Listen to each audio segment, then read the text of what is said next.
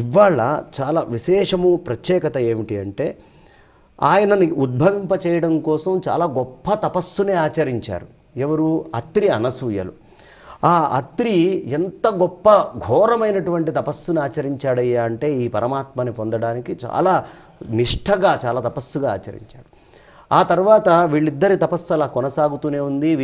వీరింటికి ఆ స్వామి వస్తాడు అనే నమ్మకం కలిగిన తర్వాత ఒకానొక సందర్భంలో బ్రహ్మ విష్ణు మహేశ్వరులు ముగ్గురితోటి కూడా పాతివ్రత్య విషయం ఒకటి వచ్చినప్పుడు లక్ష్మీ అమ్మవారు, సరస్వతి అమ్మవారు, సాక్షాత్తు మహాకాళి పార్వతి అమ్మవారు ముగ్గురు కూడా పాతివ్రత్య మహాత్మ్యాన్ని చెప్తున్నప్పుడు ఆవిడ గొప్ప పతివ్రత అని చెప్పడం జరిగింది నారద మునీంద్రుల వారు.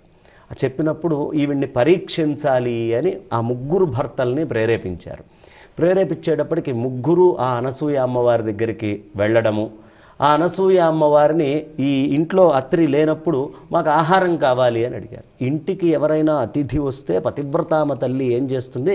ముందు అన్నం పెడుతుంది. ఆ అన్నం పెట్టడానికి చక్కగా అక్కడ అన్ని ఏర్పాట్లు చేస్తే కాదమ్మా వివస్త్రవై అన్నం పెడితేనే మేము తింటాము అనేటప్పటికీ ఒక్కసారిగా ఆవిడ ఆశ్చర్యపోయింది. ఓహో ఇదేదో పరీక్ష జరుగుతున్నట్టు ఉందని ముందే గ్రహించి ఆమె పాతివ్రత్యము యొక్క మాహాత్మ్యంతో, అంటే ఎలాంటి వాడికి పరమాత్మ ఉద్భవిస్తాడు? అంత పాతివ్రత్యం ఉంటే ఉద్భవిస్తాడు. పాతివ్రత్య మహాత్మ్యంతో ముగ్గురు చంటి పిల్లల కింద మార్చేసింది. కాబట్టి ఇక్కడ మనకి తెలియాల్సినటువంటి విషయం ఏమిటి అంటే పాతివ్రత్య ధర్మము భగవంతుణ్ణైనా సరే ఆధీనంలోకి తీసుకోగలదు, ఏమైనా సాధించగలదు. పాతివ్రత్య ధర్మానికి ఆ శక్తి ఉంది.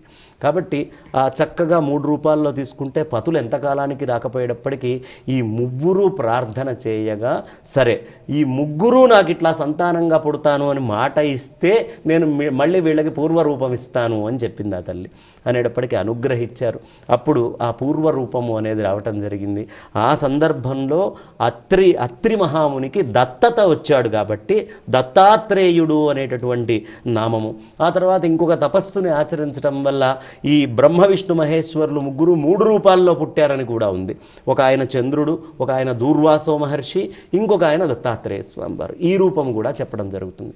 ఏదైనా బ్రహ్మ విష్ణు మహేశ్వరుల యొక్క కలయిక. అందుకనే మనం గురువు గురించి చేసేటటువంటి స్తోత్రము ప్రతి ఒక్క పిల్లవాడికి తెలిసినటువంటి స్తోత్రం దత్త స్తోత్రమే.